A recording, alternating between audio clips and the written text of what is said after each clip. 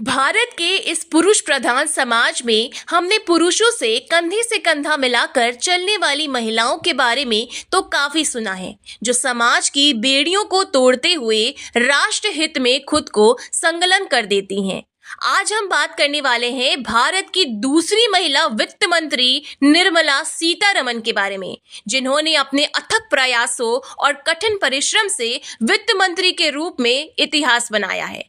नमस्कार दोस्तों, हमारे चैनल में आप सभी का स्वागत है। मैं हूं अनुष्का और आज के इस वीडियो के माध्यम से आपके साथ निर्मला सीतारमण जी की जीवनी शुरू करने वाली हूं। तो आज की इस वीडियो को आप सभी अंत तक देखें। वीडियो पसंद आती हो तो लाइक, शेयर, सब्सक्राइब अवश्य करें।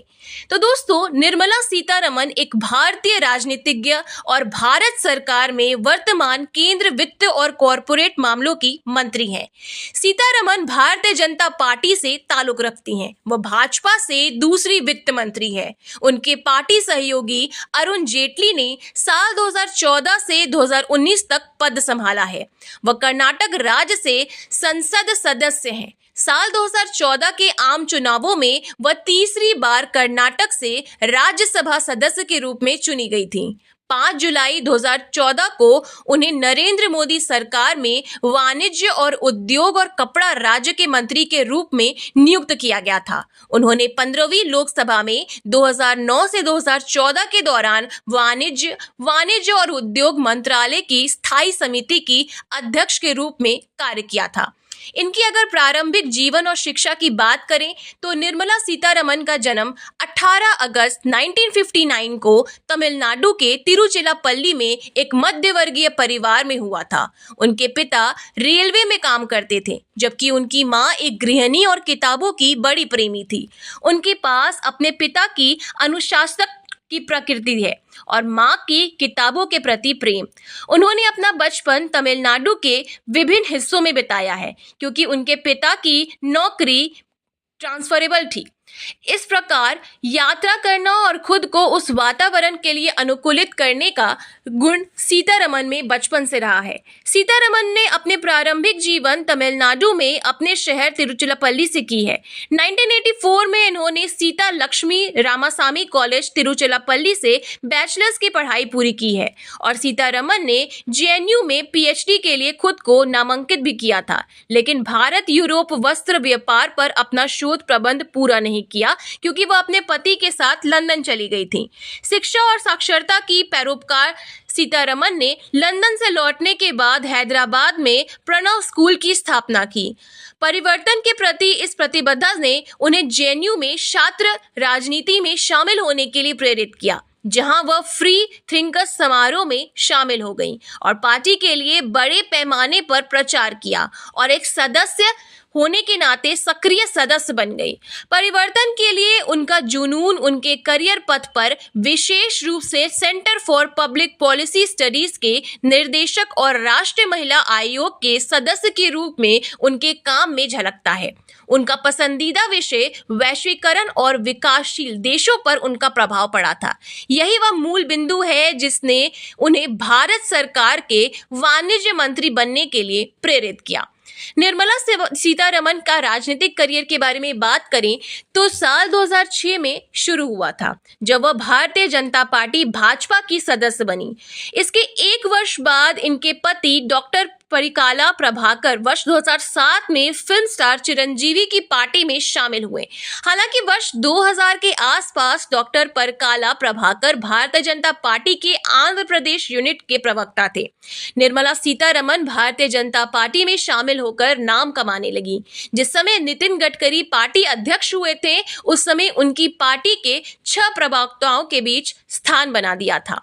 इन्होंने वर्ष 2010 में बीजेपी के लिए अपना प्रवक्ता बनाया, जिसके बाद इन्होंने कई टीवी डिबेट में पार्टी की तरफ से भाग लेने लगी और नियमित रूप से सुर्खियों में रहने लगी।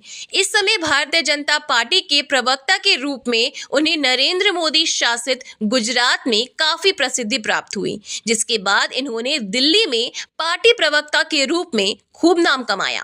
गौरतलब है कि दिल्ली में ही भारतीय जनता पार्टी का हेडक्वार्टर भी स्थापित है। साल 2010 में उन्हें भाजपा की राष्ट्रीय प्रवक्ता के रूप में नियुक्त किया गया था।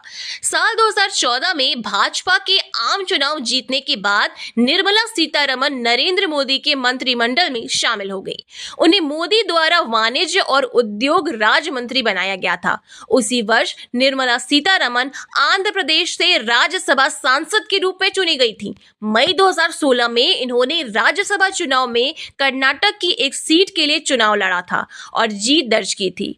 साल 2017 में निर्मला सीतारमन को प्रधानमंत्री नरेंद्र मोदी जी द्वारा भारत का रक्षा मंत्री नामित किया गया था।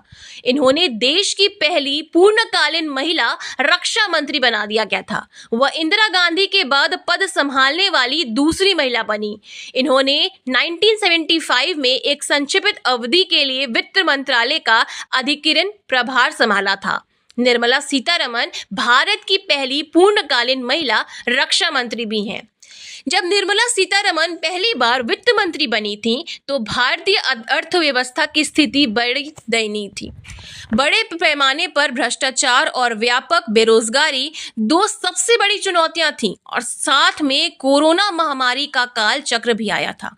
वास्तविक चुनौतियों को नजरअंदाज किए बिना वित्त मंत्री सीतारमन ने कड़ी मेहनत की और इस कठिन समय में हमारे समाज के कमजोर वर्गों को मदद करने के लिए कई योजनाओं की घोषणा की।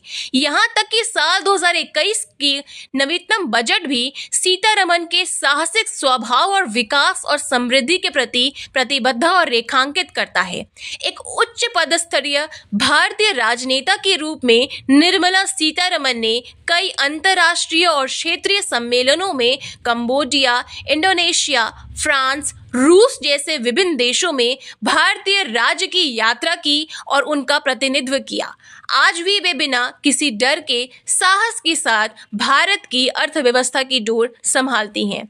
राष्ट्रीय जनतांत्रिक गठबंधन एनडीए और संयुक्त प्रगतिशील गठबंधन की अगुवाई पिछले 3 सरकारों में हमेशा महिलाओं के हाथों में मंत्रालय की बैकडोर सौंपी गई है, जिन्हें राजनीतिक अभिव्यक्ति में नम्र शक्ति के नजरिए से देखा जाता है। जैसा कि इस पद को सीतारमन के हाथों में सौंपना सकारात्मक कदम कहा जा सकता है, उनको रक्षा मंत्री का पद मिलने के कारण वर्तमान रक्षा मंत्रिमंडल समिति में 2 महिलाएं सीतारमन और केंद्रीय विदेश मंत्री सुषमा स्वराज शामिल हो गई थी।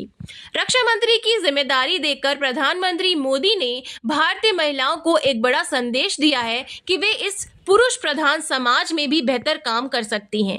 सीतारमन ने अपने अच्छे कार्य की वजह से मंत्रिमंडल के कई वरिष्ठ सहयोगियों को पछाड़कर रक्षा मंत्री का पद ग्रहण किया। उनके कठिन परिश्रम से उन्हें इस काबिल बनाया गया कि वे नारी शक्ति की मिसाल बन चुकी हैं।